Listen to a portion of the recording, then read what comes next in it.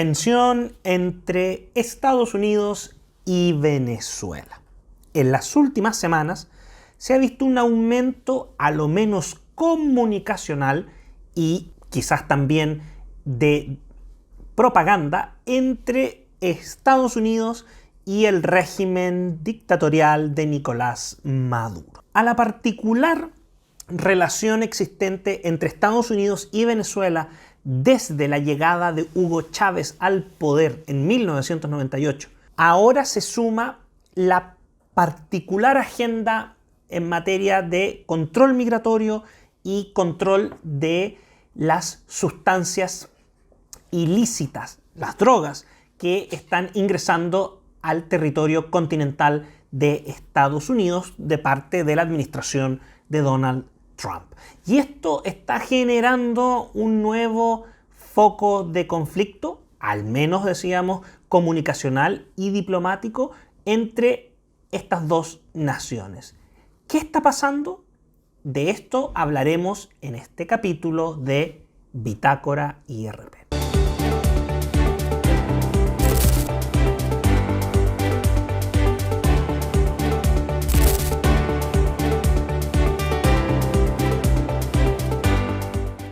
Muy bienvenidos a un nuevo episodio de Bitácora del Instituto República. Soy Álvaro Iriarte, director de contenidos del Instituto República, y como es habitual, estaré junto a ustedes conversando y revisando ideas, personajes y perspectivas en la escena global. En esta ocasión queremos concentrarnos en lo que parece ser una escalada de tensión entre el régimen de Caracas, encabezado por Nicolás Maduro, y la administración de Donald Trump en Washington, D.C. Para nadie es un misterio que las relaciones bilaterales entre la República Bolivariana de Venezuela y los Estados Unidos no atraviesan su mejor momento. Por supuesto que esto ya lleva varios años y en la práctica esta situación se generó cuando al poco tiempo de la llegada de Hugo Chávez al poder comienza con su retórica del socialismo del siglo XXI, su obsesión antiimperialista, su estrecha alianza y apoyo al régimen de Castro en Cuba, y en la práctica se termina transformando en un dolor de cabezas en el hemisferio para los distintos gobiernos en Estados Unidos. Durante 2 décadas, poco más de 2 décadas, la situación ha sido más o menos tensa y ha girado en torno, en un comienzo, exclusivamente a la situación de la Asamblea Constituyente que utilizó Hugo Chávez para tomar el control total del poder en Venezuela, luego las violaciones sistemáticas de los derechos humanos de los opositores al régimen bolivariano, y finalmente también tiene que ver, y esta es la nueva arista, con la actividad criminal y en particular el narcotráfico, que desde el Departamento de Estado en los Estados Unidos se señala que hay un sinnúmero de indicios, conexiones y antecedentes que darían que hace pocas semanas la secretaria de Justicia de los Estados Unidos, Pam Bondi, informó que dicho país ofrece una recompensa, escuchen bien, de $50 millones por información veraz que conduzca a la captura de Nicolás Maduro, quien actualmente ejerce como cabecilla de un régimen que Estados Unidos no reconoce como legítimo y que tiene como fundamento que Estados Unidos desde hace un par de años viene señalando que Nicolás Maduro es cabecilla del Cartel de los Soles, una organización que desde Estados Unidos ha sido catalogada como de extremo peligro por su rol en la internación de sustancias y drogas ilícitas y por su actividad criminal asociada a la venta y distribución de las mismas dentro del territorio de Estados Unidos, mayoritariamente del territorio continental de dicha nación. Ahora, esto generó toda una polémica porque se hizo el punto de prensa y la secretaria Bondi derechamente acusó a Maduro de utilizar miembros de carteles para traer drogas mortales y violencia a nuestro país. Y señaló entonces que bajo el liderazgo del presidente Trump, Maduro no escapará de la justicia y será responsabilizado por sus crímenes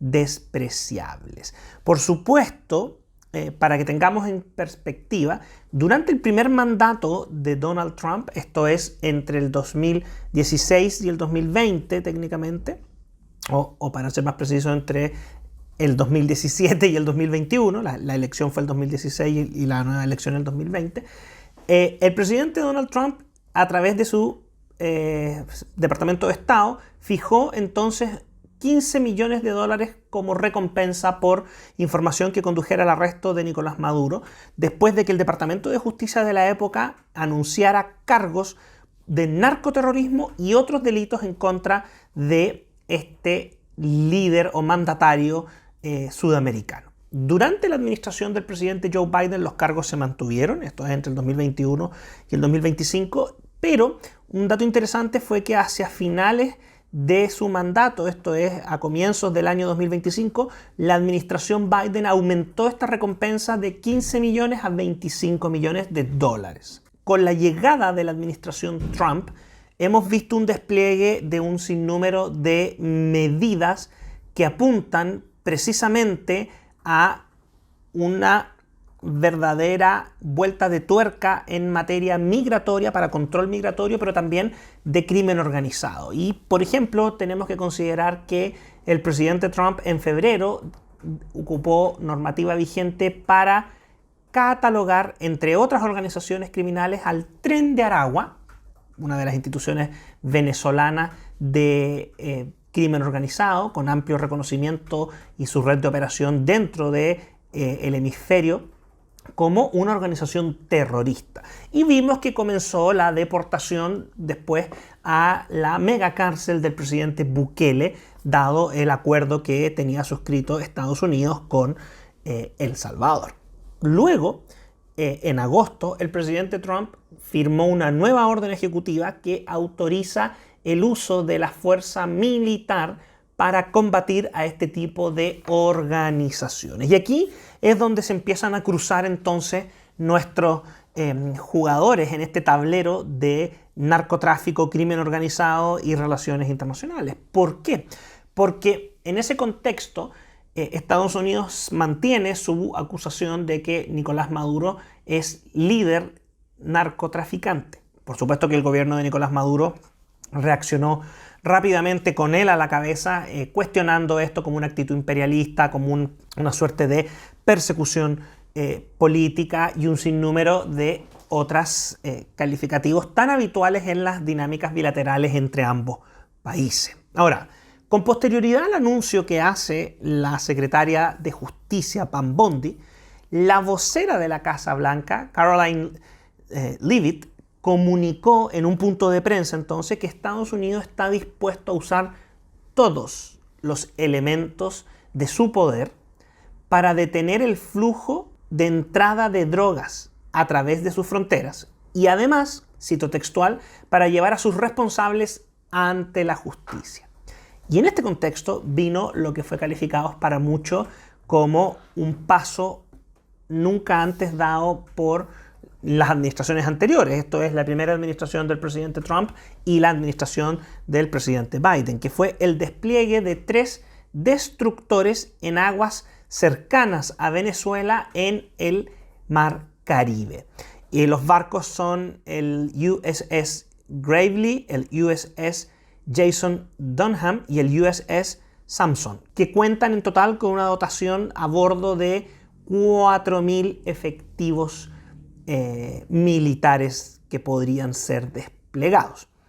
Estos destructores van a quedar, según lo que ha trascendido, por un par de meses dentro de este territorio, porque se entiende que es parte de la iniciativa que se está desplegando desde Estados Unidos para evitar que la droga llegue desde Sudamérica por el mar Caribe a Estados Unidos.